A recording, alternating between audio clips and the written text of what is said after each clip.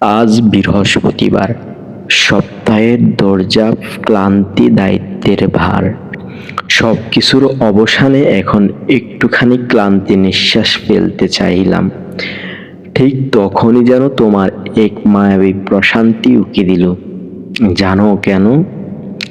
কারণ তোমার ছায়া এসে আমার পাশে বসেছিল নিঃশব্দে, ধীরে ধীরে।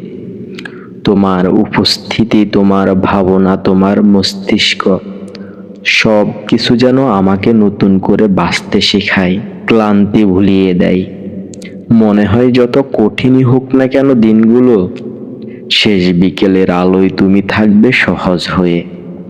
তোমার ছোঁয়া নেই, অথচ অনুভব এত গভীর যে মন বলে ফেলে, এই তো ঠিক এখানে আছে সে, আমার পাশে, আমার হৃদয়ের ঠিক ডান পাশে। তোমাকে না বলতে পারি, এই প্রশান্তির সন্ধান আমি বারবার চাই।